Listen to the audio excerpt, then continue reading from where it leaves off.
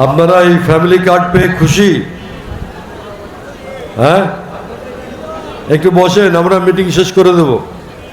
একটু মা বোনদের কাছে অনুরোধ করছি, আপনারা একটু বসেন, একটু বসেন। সরকার ক্ষমতায় এসেই দুটো কাজ খুব গুরুত্বপূর্ণ করেছেন। তার একটা আপনারা আজকে দেখতে পাচ্ছেন, আর একটা কাজ করেছেন, সেটা কি আপনাদের জানা আছে? আমাদের উচিত হবে সরকারের গৃহীত সমস্ত কর্মসূচিগুলো মানুষকে জানানো। প্রথম আর একটা কাজ করতে যাচ্ছে, সেটা কি? সেটা হচ্ছে কৃষি কার্ড দিতে যাচ্ছে আগামী খুব তাড়াতাড়ি, আগামী এপ্রিল মাসে আমরা ফ্যামিলি কার্ডের পাইলটিং প্রজেক্ট শুরু করেছি।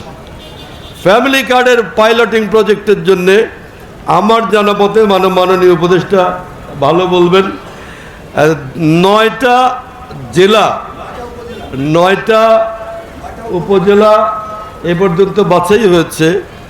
9টা জেলা, 9টা জেলার মধ্যে 9টা উপজেলা বাছাই করা হবে। তার ভেতর থেকে একটা ওয়ার্ড আপনার এই পাইলটিং প্রজেক্টের মধ্যে যাবে। পাইলটিং মানে বুঝতে পারতেন, করে দেখবে যে কেমন হয়, কোনো ভুল ত্রুটি হচ্ছে কিনা। এই কাজটা উনি একটা আমাদের রাজবাড়ির 1 আসনের মধ্যে একটা ইউনিয়ন দিয়েছেন, মানে একটা আপনাদের এখানে দিলেন, একটা উনি ভাগযোগ করে দিয়েছেন, একটা ওইদিকে। আর রাজবাড়ি 1-এর মধ্যে গোয়ালন্দের একটা ইউনিয়নকে উনি কিন্তু বাছাই করেছেন। একটু আগেই এখানে বসেই আমরা এটা শুনলাম যে একটা চূড়ান্ত হয়েছে। আমি সেজন্যে আজকে এখানে আমাদের মাননীয় অর্থ পরিকল্পনা উপদেষ্টা, তাকে আমি আন্তরিক ধন্যবাদ জানাই যে তিনি এই বিরাট কাজ শুধু রাজবাড়ির জন্য নয়, সারা বাংলাদেশের কৃষক এবং অবহেলিত সমস্ত নারীদের জন্যে, তিনি মানুষের জন্যে যে কল্যাণকর কাজে নিজেকে নিয়োজিত করেছেন, আমি তাকে ধন্যবাদ জানাই। আমি ব্যক্তিগতভাবে তাকে বহুদিন ধরে চিনি। তিনি অত্যন্ত প্রজ্ঞাবান একজন মানুষ, অত্যন্ত মেধাসম্পন্ন একজন মানুষ। তিনি বিশ্ববিদ্যালয়ে ছাত্রদের পড়ান, তিনি দেশে এবং বিদেশে লেখাপড়া করেছেন। দেশ, রাষ্ট্র, সমাজ সম্পর্কে তার একটা সম্যক ধারণা আছে। আর বিশেষ করে আমাদের বাংলাদেশের মানুষ হিসাবে তার একটা এই মাটি এবং মানুষের সঙ্গে তার একটা নিবিড় যোগাযোগ আছে।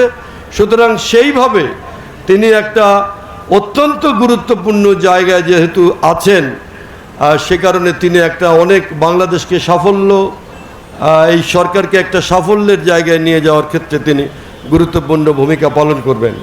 আমি আপনাদের একটা কথা বলি, অর্থ উপদেষ্টা কিন্তু খুবই গুরুত্বপূর্ণ পদ। অর্থ হচ্ছে সব কাজ, নাকি? অর্থ না হলে কিছুই হবে না। সুতরাং অর্থ কিভাবে এখানে সংগৃহীত হবে, অর্থ কিভাবে আমরা পাব, সেই অর্থ কিভাবে ব্যয় হবে, তার সমস্ত পরামর্শ, সিদ্ধান্ত, পরিকল্পনা আমাদের অর্থ উপদেষ্টা কিন্তু নিচ্ছেন। এবং এই দায়িত্ব তার, আমাদের মাননীয় প্রধানমন্ত্রীকে তিনি সমস্ত পরামর্শ, পরিকল্পনা এবং বাস্তবায়নের উদ্যোগ তিনি নেবেন। এটা আমি মনে করি আমাদের রাজবাড়িবাসীর একটা পরম সৌভাগ্য।